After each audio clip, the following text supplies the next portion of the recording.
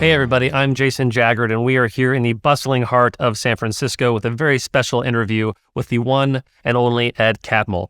Ed is the New York Times bestselling author of Creativity, Inc., available wherever books are sold. He's also the co-founder of Pixar Animation and was the president of Pixar Animation and Disney Animation for over 10 years. We're going to have a wide-ranging conversation talking about his early life, getting into animation, leading some of the most creative people on the planet, and of course, leadership tips he's learned from working with Steve Jobs. I think you're going to really enjoy it. And without further ado, please welcome Ed Catmull. Ed, thank you for being here. Thanks for spending time with me today. My pleasure to be here. I heard that two of your heroes when you were young were Walt Disney and Albert Einstein. That's right. Yeah. And what about them did you love, and what have you learned from them and admiring them since you were a kid? Well, I grew up in the 50s. And of course, Einstein was an iconic figure. And, I liked sciences and math when I was a kid. And the fact that he had changed people's concept of space and time was really cool. So, yeah. I still find it cool. Yeah. So Albert makes sense. Where was the connection with Walt? Well, I did a lot of drawing. Okay. Like as a kid, or even while you were in school, or I was growing up all through. In high school, I was the best artist in the school. Okay. I knew I was the best, but they put me forward as the person to get for the state or for the high school to get this state award for scholarship for art, which I turned down because at this point I thought, I don't think I've got the thing that actually takes me to where I need to be with it. I couldn't see the path for how I got better. But there was no school for animators. Walt trained his own people. Yeah. All right. The college program didn't happen until years later. Yeah. ARPA, which today is called DARPA, but ARPA was funding various programs, and so they were funding the development of computer graphics, believing it was going to become important in the future. And their job was to fund those elements of the development of computers that they thought were going to be important. And this was the focus at Utah, which just happened to be where I grew up, went to school, and then returned to graduate school. There were two people there. One of them was actually a graduate student who was very inspirational. His name was Alan Kay, and the other was Ivan Sutherland, who is the one that built the first AV and AR systems. Huh. Okay. Yeah. So it's like 54 years ago. Yeah. And this is in college. You're in college? You getting your PhD? Well, I was a student there, but he'd already done this. And so then he came to be a professor, and with Dave Evans formed this program in computer science. And Dave and Ivan believed in having this very open environment. Within this context of solving these big problems, they then set it up so that each student was trying to advance the state of the art. Because originally they were polygons. How do you determine what's visible, what's not visible? One of the people who made this step was John Warnock, who later founded Adobe Systems. Huh. And you're all together in the same environment? Yeah, we're all together. That's great. Okay, so it was like each person was supposed to add to that. And when I was there, because I made this film with my hand. Yes. So that was a class project. So this was a great thing, but there was no system for animating hands, and so it was like this difficult manual task to get the data in there, put it together, write a program to animate it, and then make the film and published it. And then another person in that class did something which was regarding the animation of the face of his wife. So we were essentially each trying to advance the thing. And then, so as a dissertation topic, I said, well, why don't you look at solving the problem of the polygonal edges? So then I was trying to think about the polygonal edges, and I realized ultimately it was a flawed approach. So I came up with a way of taking the curved patches, which was being developed mathematically. It's like you can have individual patches and then you stitch them together, but there was no polygonal outline. But there was no way of displaying them because the memories were tiny. Is it the computational power was tiny, or the ability to contain? Both. Yeah. And part of that thinking was from this other student I mentioned, Alan Kay. Mm-hmm. And incidentally, Alan Kay was one of the influential things behind basically Small Talk and at Xerox PARC as they built up the first personal workstation. Yeah. As we were making the incremental advancements in computer graphics, we reached a point, this is when we were at Lucasfilm, because we were trying to come up with techniques for creating images for they could be useful in movies. Then we just did in this case, it was a calculation. How much complexity would we need to be able to match the complexity of the real world visually? Right. And just to slow that down, because if you have infinite amount of data points on a smooth surface, because there are probably an infinite amount of data points, that's way too much data for a computer to render or to make that, because the computational power wasn't there. Is that right? Right. So say these are unknown problems. We don't have solutions for them. So yeah, we'll build something, and did, to handle massive numbers of polygons, but a lot of the effort was in solving the other problems. It also meant, and we were really good, I think, at understanding this, it was right away that the problem was big enough that the real issue was how we participate in a bigger community. And the computer graphics world is called SIGGRAPH. Okay. So that's the name of the community. The community. All right. And so they're still a vital, live community that has evolved over time, but is solving all these problems. So we never looked at what we were doing as some sort of secret, because we had more, as a single place, Lucasfilm had more money invested in developing it than anybody else. But we published everything. And the reason we published was we had no illusions. Somebody was going to discover these things anyway. So why keep them a secret? The real question is, how do you get the best people? So that means, one, you publish because you're open and people actually prefer to be in an open environment. And the second one is that a lot of people are working on the problems, and you're just better off if you are working with them, friends with them. A lot of them are at universities. So these are good friends, lifelong friends. Yeah. They're developing students and they're solving problems. And it's this whole community now is moving things forward, which is much more than we could do. Well, I think in a large part, that's your story. It's bringing together art and science. It's bringing together Walt and Albert. And another person, of course, who did that really well is Steve Jobs. And you worked with Steve for almost 45 years. Yeah, I did work for Steve longer than anybody else. Yeah, that sounds right. And I've appreciated what you've said about him in terms of essentially what you say is most people get Steve wrong, and that their impression of him in like the popular zeitgeist is a certain way, but you experienced him differently. I would love for you to talk a little bit about how you saw him and how it's different than how everyone talks about him.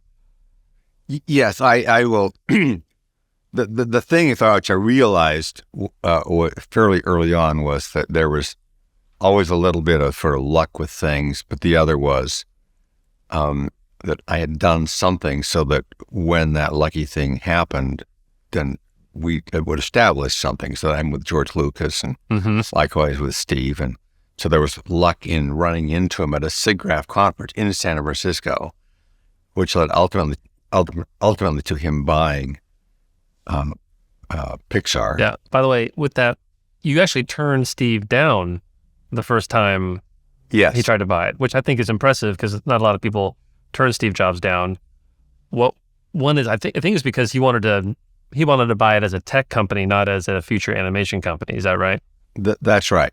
I first met him because Alan Kay at that point was I guess senior fellow at Apple, so he was there for a while.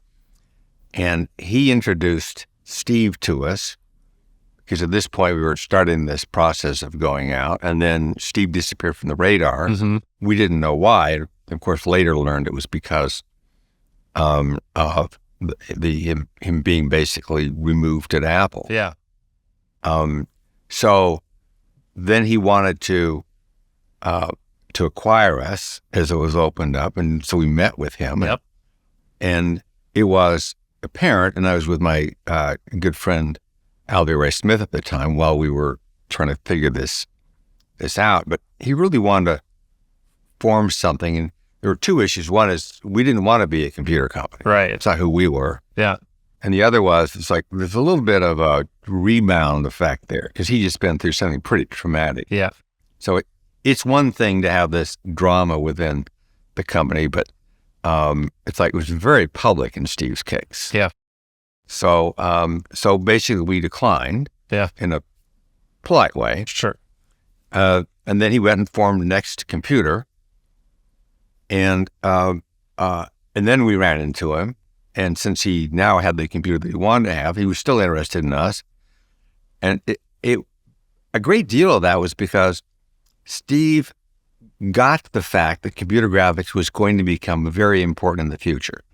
So here was the strongest single group working in computer graphics around. At the vanguard. Yeah, and he liked the way we thought and the way we thought about the future and so forth. So he invested in us, but we were producing hardware. So we were now making this specialized high-end computer that could handle film resolution. And that's RenderMan.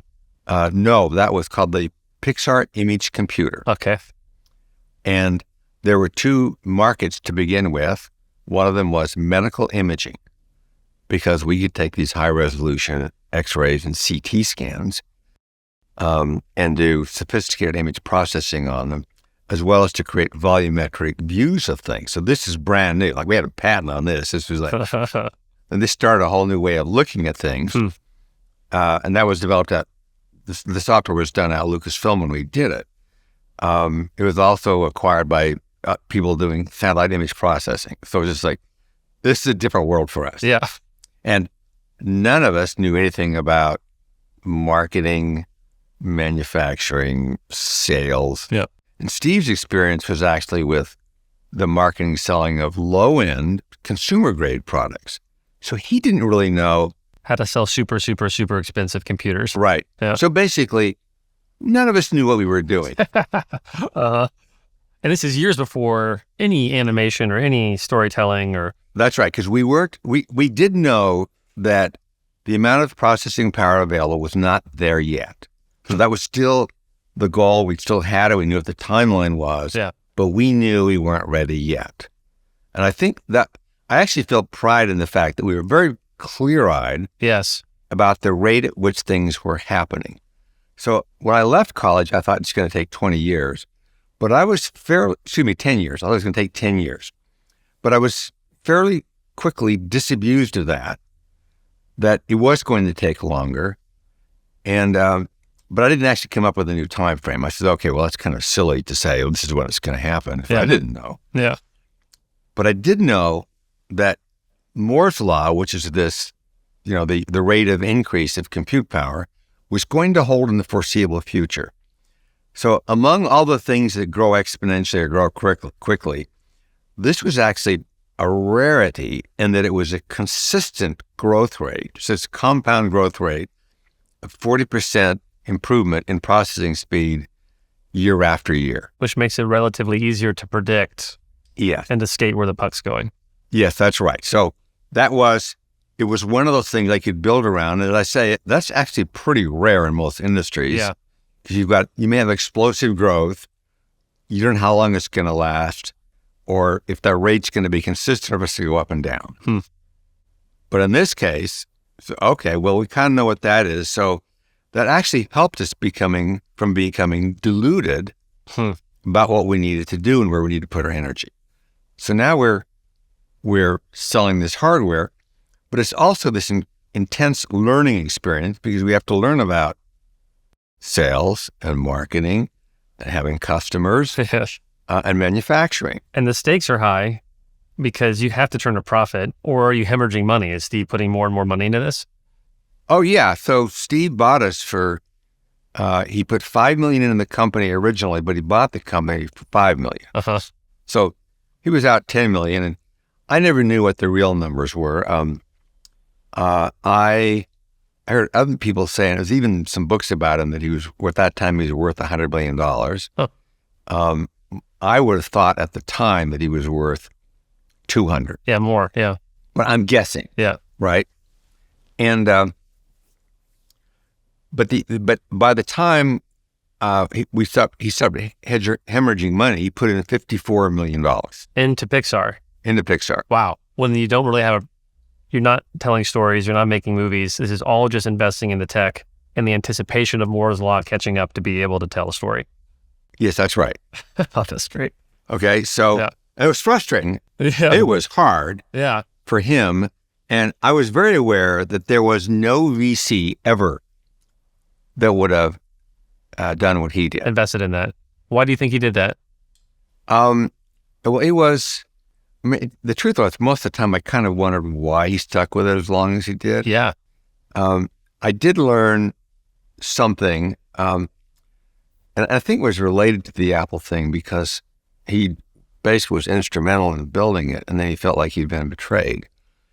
And when we started the Pixar, the day that we signed the documents, he put his arms around Alvy and me, and he said, whatever happens, we have to be loyal to each other.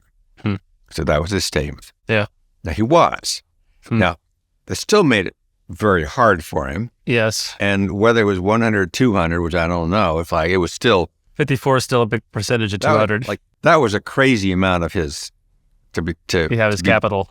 To bet. Yeah. And he looked at selling us 3 times. And each time there was the same process. That is, somebody was interested. Steve would then ask for a price that was outrageous. They would come in with something which was really too low. And then logically you would say, oh, they're going to meet in the middle. But Steve wouldn't budge off his number. So it was like, okay, the first time this happened, I thought, well, that's a little strange. But then we're back doing things again, and then we go through the process again with another company. And one of the things along the way was actually Microsoft, who wanted to buy us because of Elvis graphics talent. Yeah. And so they came up with a number, and Steve came up with a number. They weren't that far apart that it was rational to think they would end up in the middle. Steve wouldn't budge. And then at that point I realized, oh, he's actually not trying to sell us. He's trying to value us. He's trying to validate his investment. If they're willing to pay this amount of money for us, I will keep going. So smart. The other thing that was happening is we're going through this. I have to say that Steve's sense of humor was changing and improving. And now in retrospect, I realized, okay, it really was a fairly big effect to have gone through that failure, and everybody on the outside would say it's a failure, and that he didn't do things the way that he should. Yeah. And that's one of the reasons that the story gets skewed about Steve, is that behavior that he had is dramatic. And so people like the dramatic stories. All right, so that's more exciting to write about in our articles and tell stories about, because it's got that kind of drama to it. Right. But it actually missed the real story, which is the hero's journey. The Steve's behavior early on and in the extremity of it didn't work. And Steve is extraordinarily smart, and part of being smart was knowing that there is no, and deeply getting that there's no upside in being wrong. The other thing that he had, which is hard for people to understand, is that you commit with passion, and when you need to commit, like you're going to do this, and then when it's wrong, then you abandon it. You move to something else. But you need that passion as the driving force, but you don't want that passion to drive you the wrong direction. How do you do that? Yeah. And in Steve's case, what he would do is he wanted to have people around him who would push back. So, as an example, we have the board of directors of Pixar, because we were a public company for a while. And we had these meetings of the board of directors, but there were two people who didn't push back. Steve took them off the board. He only wanted people on the board who would disagree with him, because they were of no value if they agreed with him. Well, and you even, I heard you once say that you had a strategy around how to push back with Steve. It was like I guess to ask the question this way, what was the probability of Steve liking an idea the first time when you would pitch him on an idea or a solution or something you're trying to solve at Pixar? Well, it was I can't answer that particular question, but it's more like there were times that I would think we should do something, and I was pretty certain I was right. And Steve would disagree. And the one thing I did know was that Steve could think and talk faster than I could. So there was, and I also knew that it was a bad idea to try to direct Steve into how he should think, right? Because he's too smart to be gamed. And I watched people try to game him. That never works. Okay. All right? Yeah. So, and I wasn't articulate enough to like push back in the moment. And Steve understood that. I think it's the thing that worked with our relationship, because I never had an argument with Steve, but I did disagree. In 45 years, you never had an argument with Steve? No. That's incredible. So sorry. So you did disagree with him? Yeah, but the style was, which he would accept because I wasn't gaming him, was that I would say, okay, I'll come back to you later on it. So I might be a week later, and I would come back and say, here's the thing I'm trying to say. You shoot it down. Okay, let's defer on this. So basically, I'm thinking for a week to come up with the next sentence. And then, so this would go on for a while, and then there'd be one of three outcomes. One of them is because we're progressing, because I know this is the right thing. So I get to the point where he would say, oh, I get it. You're right.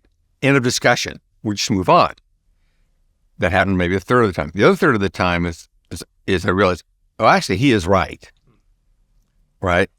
And then I would just change. Yeah. Because he was right. Yeah. And the other third of the time it was not determined. I mean, I just did what I wanted to do. But Steve didn't care, because we had discussed it, albeit a flow discussion. We had talked about it, and that's what he wanted. And I wasn't gaming him. I was really just laying out the argument. And it wasn't, a lot of these things aren't the kind of thing where you actually can reach a conclusion quickly. It's like, you just go do it. Yeah, we'll see. So that was, the way of working. And so that was actually something Steve would get with. And over an entire time, it's like he would call me up before screenings, for instance, when he's going to see them. And he'd just say, how are things going? Usually he calls in the morning. I'm exercising in the gym. And, but if there was a problem, the only thing I would say is, oh, we do have a problem with the film. But I wouldn't tell him what the solution is or how we should think about it. I would just say, we had a problem. And then, so he now knows that he's looking for something. And I'm not telling him how to think. So all you'd say is, there's a problem with the film. That's it. You're not going to tell him what the problem is or any solutions. You're just seeding it. Yes. So one of the reasons why Steve liked the directors of the films is because, as a good director who's got something they want to say, is committed to a path. And then at some point, the people around them, their friends or people in the brain trust, other directors, after pushing for a while and trying to solve it, will get to the point where they realize it's not working. So they then abandon it. And Steve really gets that, is you commit. 100%. So 100%. Yeah. And the difficulty is that when you're committed 100%, if you're very articulate like Steve is, it's just really intimidating. So how do you push back against somebody who's got that kind of personal aura and power in the room? Yeah. And yet he wants to push back. Yeah. Now, the truth is his relationship with Pixar was different than it was with Disney. And I knew this all along, even when he was at Next, that Apple was somehow deeply embedded in his DNA. And the way he thought about those things, like that was really important to him. And at Pixar, it's like in terms of the technology, how he did things, he completely deferred to what I wanted to do. When it came to storytelling, he deferred to John. It's like, he'd offer things up and so forth, but he wasn't trying to do things our way or telling us how to think. Leading up to it, because we were initially making commercials, and it was part of a logic, which was, okay, we're building our muscle to deal with the issues that come around production, and we were naive with it, so we've been making short films. But if you actually deal with commercials, then you've got clients and customers and deadlines. So we're actually building up our strength there. So that meant we would hire some more people, and the first person that John hired on this side was Andrew Stanton. And the thing that I talked about with everybody there, and John got it, was that you hire people who are really good. Like the notion of being threatened by somebody that's smarter than you is a destructive thing. You actually want people who are smarter. Yeah. And sometimes that term is abused. It's like, oh, that's what I'm going to do. But I think it's like you want people who can do things you can't do. And that's not, and if you don't think of it as threatening, then you actually end up with people who do things you can't do. Yeah. So, well, actually, with Andrew, what was it about him? What did he add specifically that was maybe absent from the trust or from the team? Well, because he was the first person there, he was making his commercials too, right? So he was helping direct. Okay, yeah. He's an animator. Yeah. And the second person was Pete Docter, who's an animator. So, and in fact, to some extent, it was we drew the wrong conclusions from this because our first group of people were animators, with the exception of Lee Unkrich, who was been trained as a film editor. And so I thought, well, that's where the directors come from. So that was our conclusion. It was not the correct conclusion. But, so if you want to hire great directors, you look at the animators. Right. So, but the thing is that we moved to making this film. This group wanted to do it, and they bonded together. They had another friend who used to be at Disney in the story. His name is Joe Rampt. He's unfortunately passed away in an accident. Yeah. But he had this oddball sense of humor. We also, we went through a couple of editors before John found somebody who they really clicked with. And it was actually this extraordinary editor who then became an extraordinary director. So he did Toy Story 3 and he did Coco. Okay. But this is this team that came together and everybody around them, the animators, and they'd bonded because we'd grown doing these commercials and then brought in people over time. And then as a company, we've been through some rough times. Pixar, as a hardware selling company, did not succeed. Yeah. Right? So but we failed. And Next, but it had this great outcome that came of it because of our technology. Same was true with Next. Next didn't really succeed as a company, but they actually developed the foundations of their operating system going forward. Yeah, for the Apple. For the Apple and iOS. And it was the developments built upon Berkeley Unix. Like all this is a long history. Everybody knows that. But the real issue is the team has been through some hard times together and they stayed together. Yeah. So now they knew they had their backs. We were taking on a really hard task, which is when we finally got the chance to make the movie. Toy Story. Yes, Toy Story. So now they're making the movie. We're learning none of us had made a movie before. We have to bring in people. We actually didn't have any production people who'd actually manage something like this. Yeah. So we had to hire people out of the gig economy of LA to come in to be the production people. We already had a culture of the artists and the technical people were colleagues, and we'd worked really hard to keep out a first class, second class notion. Everybody is completely Equals. respecting each other. Yeah.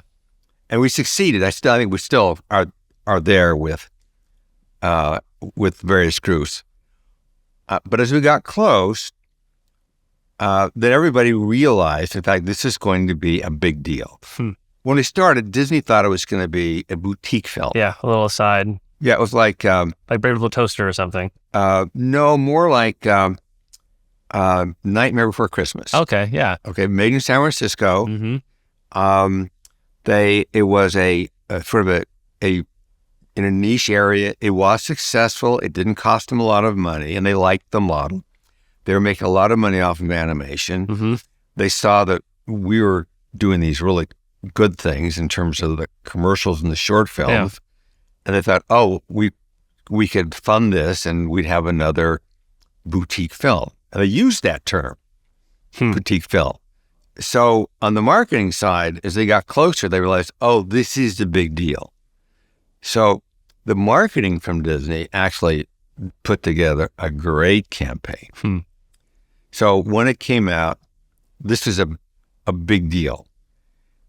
And at this point, before the film came out, we started thinking about the following film. And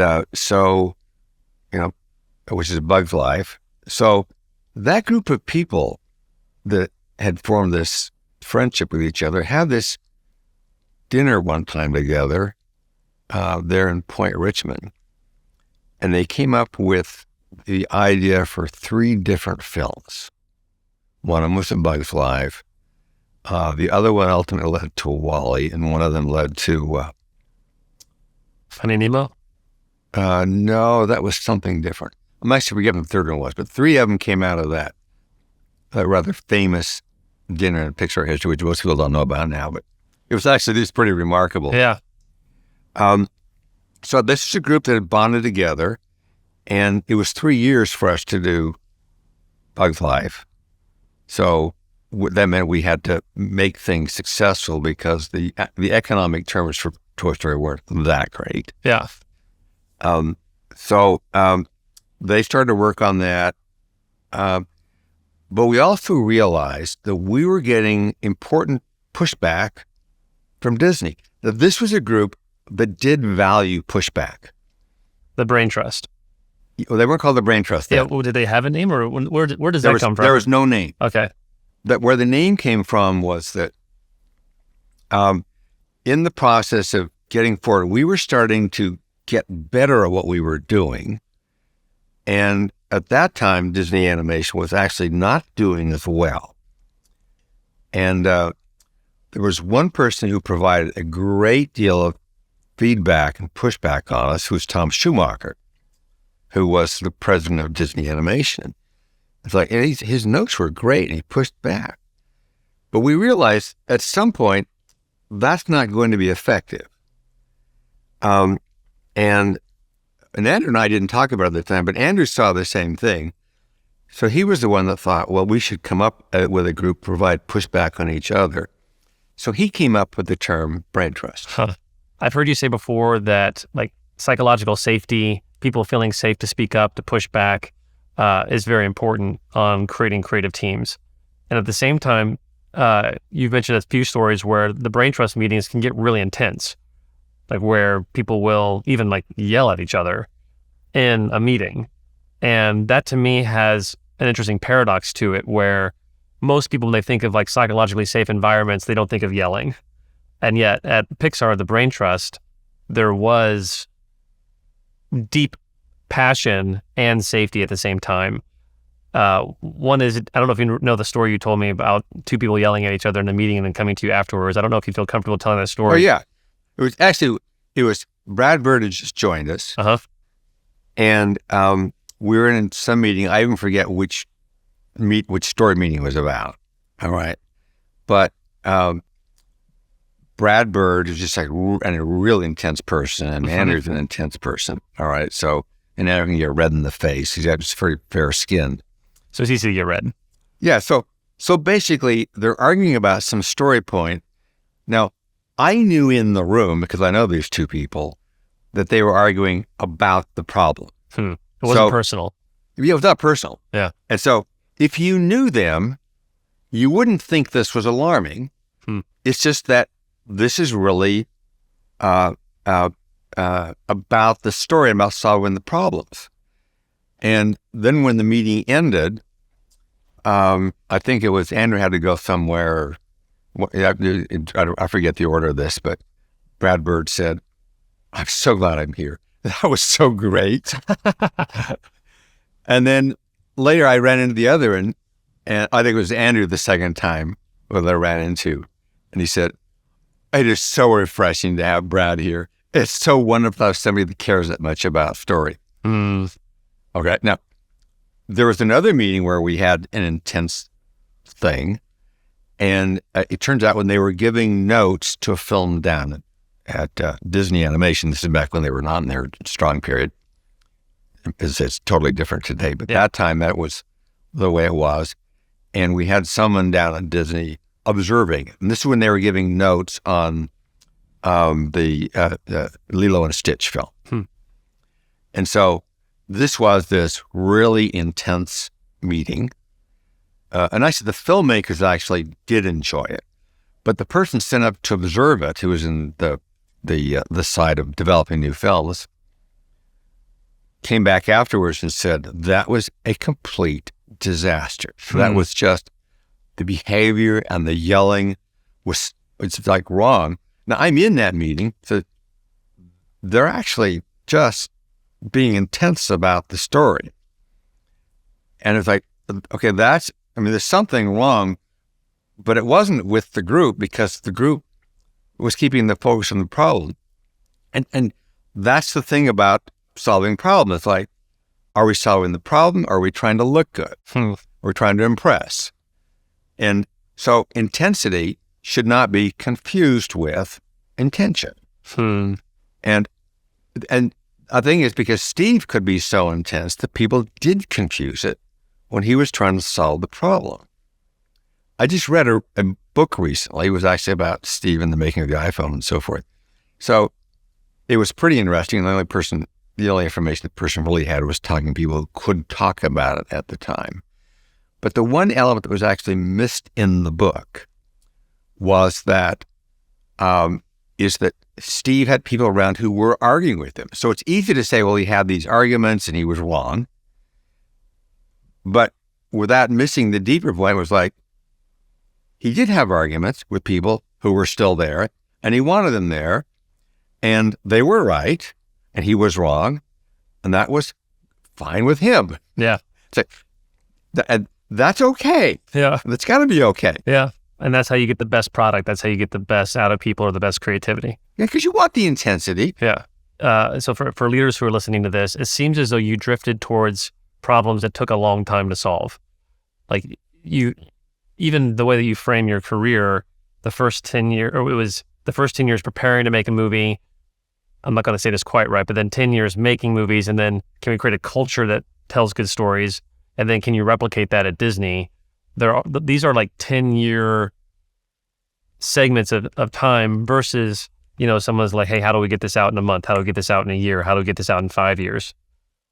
Yeah, the way I thought about it is that rather than thinking about a goal, it's like there's a framework for a problem.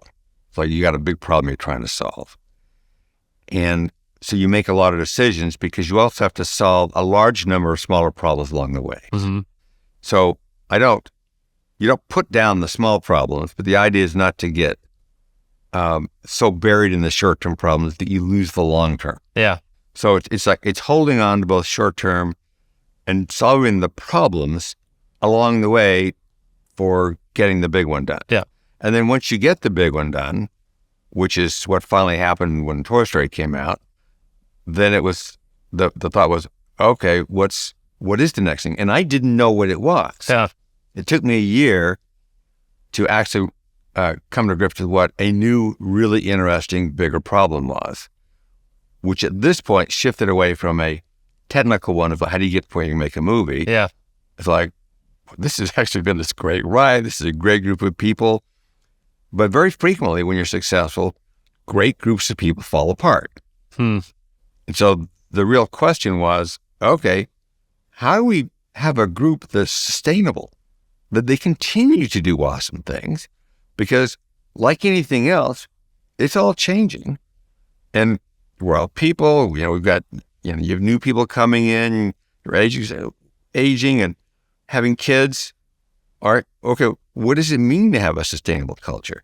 That's a really interesting problem. So is that part of it? Like, does Pixar and Disney have programs internally that help create safe spaces for artists to emerge and to grow?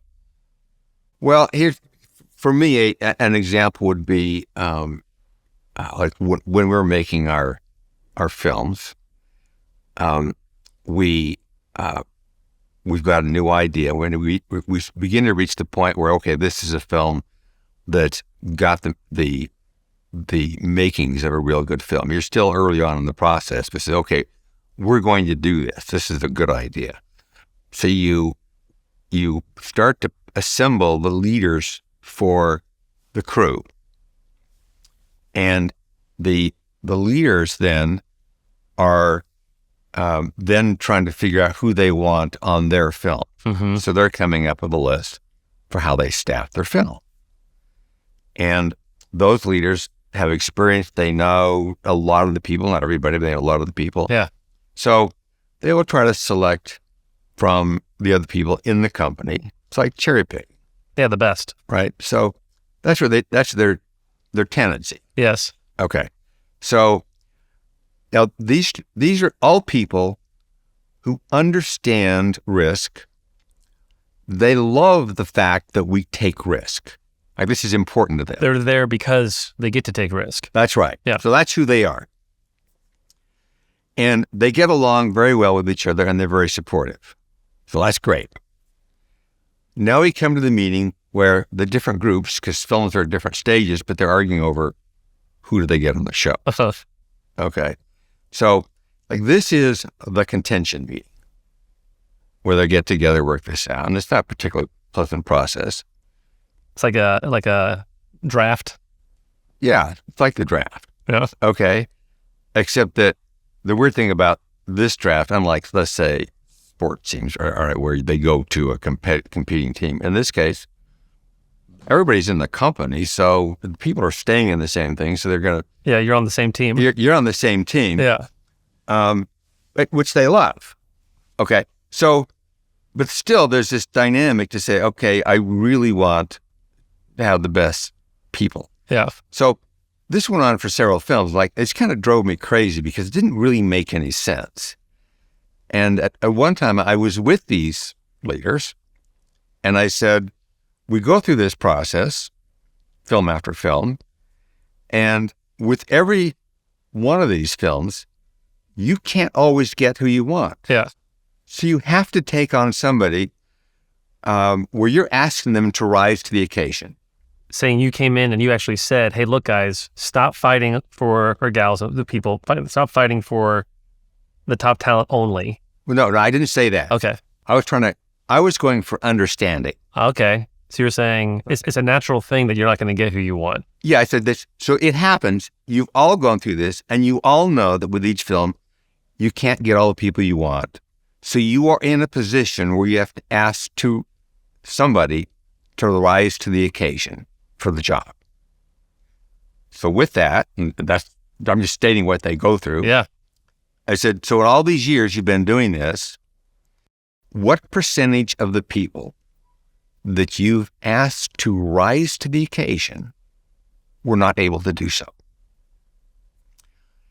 And their answer, and they nodded their heads on, was 5%. Wow. Incidentally, I did the same thing down at Disney, and they said the same thing. So 95% of the people, when you ask them to rise, do. There's a saying that I've heard a lot of people say, it's like, not everybody says, but you value people. You say, our most important assets go home at 6:00. Well, the problem I've got with that is it's calling people assets. All right. They're people. Yeah. They've got their desires, their emotions, their fears, their needs, their aspirations, their family. Yeah. It's like, it's not to say, okay, we're valuing that because they're good assets. It's like, no, actually value them because they're good people. Yeah. Where's the overlap for you between leadership and creativity? Well, I think, first of all, it is a tricky thing because leadership is like creativity is one of those very broad things, because one could be a leader, but also be, let's say, more concerned about how one appears about it. And they still are in charge. They lead, they do make things happen. Yeah. So I can't put down all aspects of that. I do think and hope that the better leaders would be broad enough to feel the personal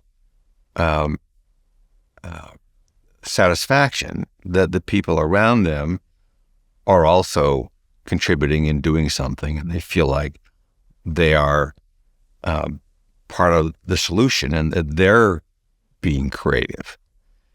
So a leader in that sense is a person who unleashes the creativity of others?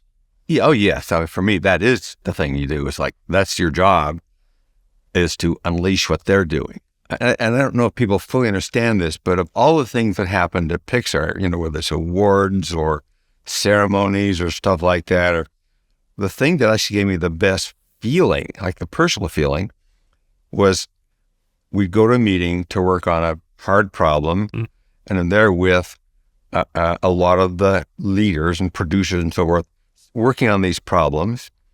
And in those discussions, I'm just somebody else, and if they didn't agree with what I said, which they frequently didn't, then they felt comfortable in saying so, and they were actually frequently right, because they're the ones that are actually seeing things more directly, and so I can sort of say something, and they say, "No, that isn't getting it." Okay. Yeah. And so we wouldn't necessarily even solve the problem, but the sense was that they owned the problem.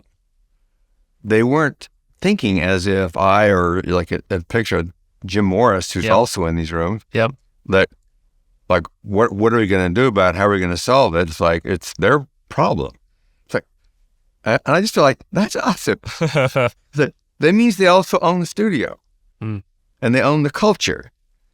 And so that allowed, besides that great feeling, was like, okay, it's more interesting to spend the time, think through things, talk with people, and have random discussions with people. Yeah. You just get different perspectives when you actually intentionally do random things, like random select where you're going to talk or where you're going to walk, and on a fairly frequent basis, arrange for a random lunch.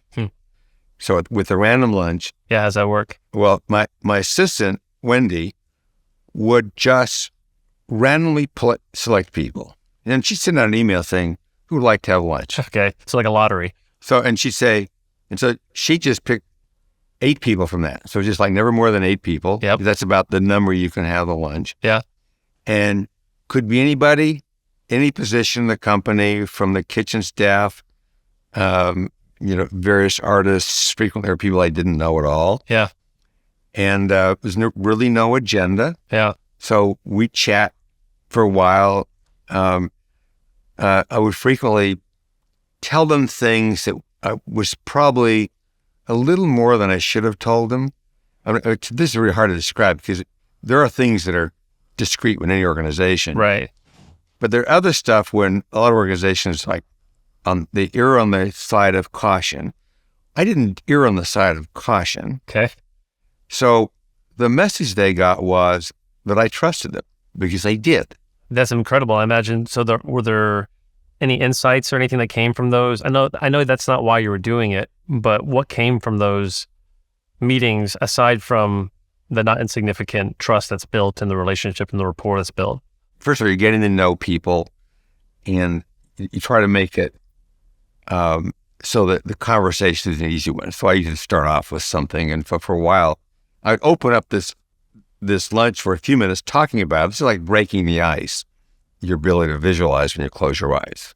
Mm-hmm. Because I discovered actually late in my tenure there at Pixar and Disney that I don't actually see things when I close my eyes. Yeah. So let's slow down. So most people can imagine things in their mind, a red box or whatever.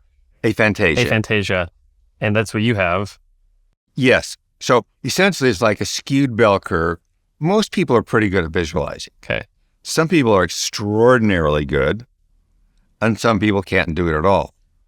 So the question is, what's the impact on your professional job? Because we're in a visual industry. Yeah.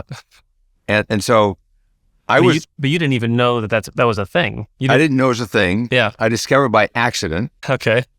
And then I was surprised by it. And then the big surprise came when I had dinner with Keane, who's one of the best hand-drawn animators of all time. Ever, yeah. Because I would have assumed that all these great animators have got these extraordinary visual abilities. Of course, yeah. He has aphantasia, just like I do. So then how do you guys do what you do? Well, that was the weird thing. Yeah. Because I came up with the way of generating surfaces or modeling surfaces that's used by the entire industry now. Mm-hmm. It's the primary system. But I didn't do it by seeing pictures, and I didn't do it by doing mathematics. So there was something else in my head, and I remember going through the process, but I don't know what went inside. Now, in Glenn's case, who was extraordinarily good, he actually builds up some sort of emotional basis for something and a character, and when he first puts it up, it's a scribble. And then it's only by drawing that he can see. But he quickly converges on this beautiful piece of art. So, okay, that's pretty different. I remember in particular, one of the lunches, there were 7 people who were very good at visualizing, and they weren't artists. The only artist in the group couldn't visualize. Okay, that's interesting. Yeah. So this led to this whole series of things, which ultimately led to the conclusion by doing a study, because now we've got, between the two studios, a lot of people. Yeah, in the visual medium. Yeah, and to do a correlation between what's your ability to visualize and what your job is. And the real answer is there isn't much correlation.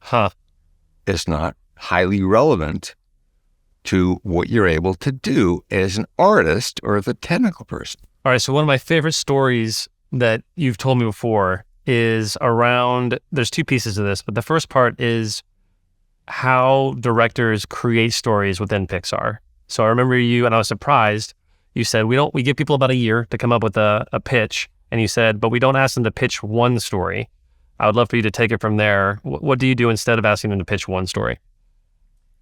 Well, one of the things that I think makes Pixar unique to begin with is that we realized fairly early on that we didn't want to follow the standard model the studios have, which is that you look for a lot of ideas to make, and once you settle on the idea, you hire somebody to write it, you hire somebody to direct, and you begin to assemble it around that. Roughly that schedule. It's like playing the odds. Okay, and there's a reason for it, right? It works in some areas. Yeah, sure. But in our case, what we wanted to do is say, okay, who can direct and lead in, who can tell a good story and draw out the emotion that it takes to get something across? And because we had some really great people in there, then we would see them. And we're also taking a risk because we don't know if they can do it, because basically, even if you're next elbow to elbow with somebody who's done some great stuff, it isn't the same thing as having the position itself. Yeah. And you won't know until you do it. And so when they do it, though, then they need to have the story to tell. But we didn't pick them because they were saying, here, pick me because I've got a story. It's more like they do want to direct. They want to lead, but they have to be given the chance. So we know that if you then try to come up with a story and tell a story, that you can get stuck. It's like a lot of things in life, right? You're trying to solve a problem, you get stuck. You start to bang your head against the wall. Yeah. It's very frustrating. And then for some people, it's like, oh, you take a break and all of a sudden things start to happen again. In this case, what we decided to do was we asked each person to come up with 3 different ideas. 3 different ideas instead of 1. Yes.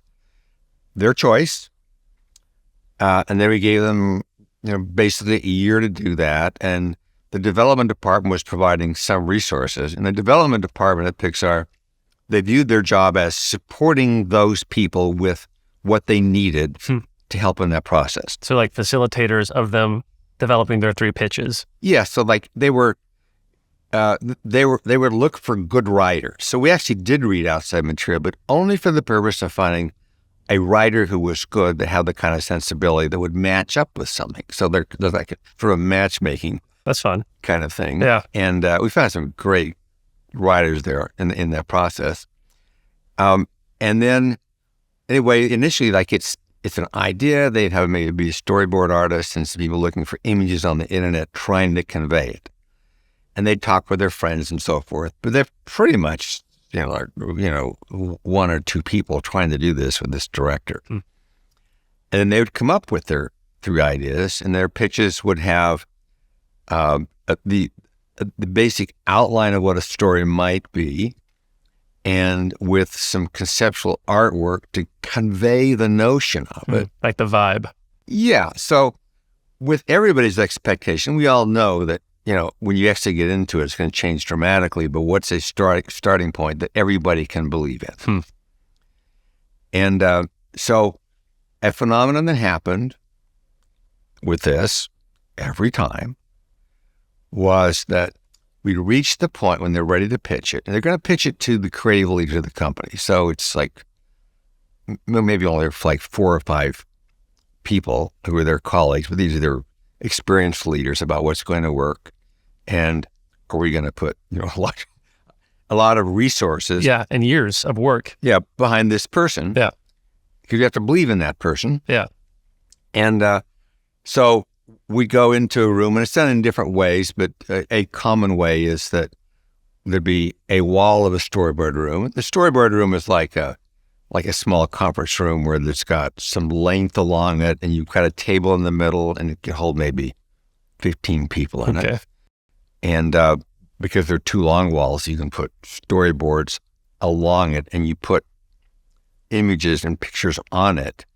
And then usually it's covered over because you don't want the other wall to distract it. Right. And then there are only 2 long walls, so you may end up going into the other room to get a 3rd pitch. So they start off by saying, I love all of these ideas equally, so it doesn't matter to me which one you pick. Nice. They all say it. They've all seen this before. Yes. And they're all lying. Right. It was one of those weird things like, why did they say this? Because they've heard other people say this. Yeah. It's the ritual. It's a part of the ritual. It's part of the ritual. So I don't care which one you pick. Yeah. So then they pitch the idea, and there's like maybe a half hour spent to discussing it and talking about it and so forth. And then after we have some discussion, trying to get things understood and explained, then we switch to the other wall and go through the same thing again. Yeah. And then go through the 3rd pitch. And at the end of that, they would go out and there'd be a discussion with everybody. And it was like the merits of the ideas and so forth. But basically the primary responsibility was of that group, and that's the way they looked at it, was which one does that person really want to make? Yeah. So I want to pause there, because you're not looking for the best idea. You're looking for the idea that the director is most passionate about. Yes. They're all going to change. Yeah. So it's that emotional core and passion that we're looking for. Yeah. And so you told me a great example of that. So my favorite example was with Lee Unkrich on Coco. So this is when he's pitching it. So we go into this room. He pitched one idea. Not Coco, a totally different movie idea. Totally different movie idea. So one of the ideas was, it was related to a pitch he'd made earlier. Yeah. Another one was a musical that he had. They're both a good idea. Yeah. Okay. And then at the end of those 2 pitches, we had to go to the other room. So we all get up, we walk in the other room, we open the door. The table, both walls, the ceilings, and the back wall are filled with Mexican artwork. So without a word being spoken, I know which movie we're making. Yeah. And it was the one he wanted to do. I mean, you could tell. Yeah. So that was probably a more extreme example. Yeah. With some of them, it's like, okay, it's not as clear that they're doing. But we just made this film recently. It was after I retired, but it came out, which is Becoming Red. Yeah. And so this is Domi Shi. She'd made one of the most brilliant shorts we had ever made. Yeah. Bao, which is stunning. Yes. And so she had some ideas for things, but there was one, like, you look at it and say, okay, well, that's really one where she's got the emotion. And she did the same thing, if I don't care which one you pick. Mm-hmm. But when we said, okay, that's the one, and she said, oh, I was hoping that's the one you'd pick. Yeah. So, and it changed dramatically. Yeah. Like all of them, just like the final film was like, significantly different. But it doesn't matter because you're protecting the passion. Right. Which, by the way, and I have the one last question to ask you and then we'll be done. But it's interesting to me how in other studios, you hire a writer, you hire a director. Sometimes the director's not even passionate about the project, but they've got to work. And so then you try to make it happen. And there isn't really a preservation or deep protection of the emotional core of a story. Like the writer who wrote Seven, it got turned into like a buddy comedy almost by the time it'd been passed around. And then David Fincher says, hey, I'm only going to do that movie if it's protecting the core of what the original writer intended, which was, of course, the head in the box, element. And what I love about Pixar is he designed a system that protects the core, the passion, the emotion of the project, knowing that the exterior is going to change, but the interior won't. And I think that's so impressive and worth emulating in other industries. it's the goal. I wouldn't say we've always got it right, each one at 100%. Right. I mean, they're part of the learning. It's like, okay, what can we do better next time? Well, and speaking of doing better next time, your book Creativity Inc. is going through a facelift. I remember seeing you talk about it in downtown Los Angeles when it first came out, bought it immediately, bought multiple copies, sent it to my friends, and now you've got a new version coming out. It's actually in June. June, okay. Is when it's coming, roughly June, I think. So yeah, so it'll be coming out. Soon. Yeah. Why the facelift? Well, it's not so much a facelift, is that because the main text is the same thing. I'm just adding some things to it. Mm-hmm.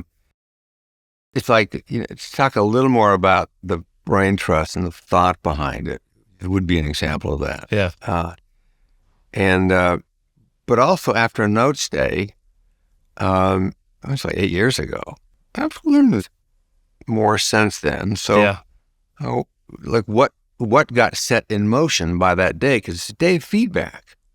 So I have a day of feedback, and then what it did is it started a fair amount of time of reevaluating things and evaluation, and which is what should happen in any company. And it's kind of a singular event. It's like when you have something which is singular, you can't even repeat it. Like, we shouldn't try to do notes day again, but it was our way of trying to get at things, and then in doing so, responding, and then it spun out other things from that. So it was actually a long process as the company grew, and you're bringing in new people. How do you adapt to the realities?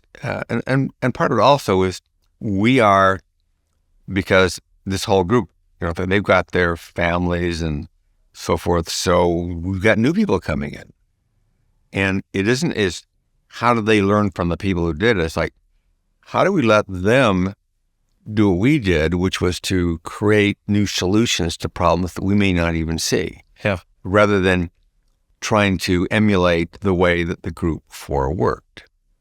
And that's, essentially you have to put yourself in a place where you are trusting new people. How do you do that? Yeah. It's that was a long process. It's a long process. So I'm excited for the revisions. I'm excited for the new nuggets.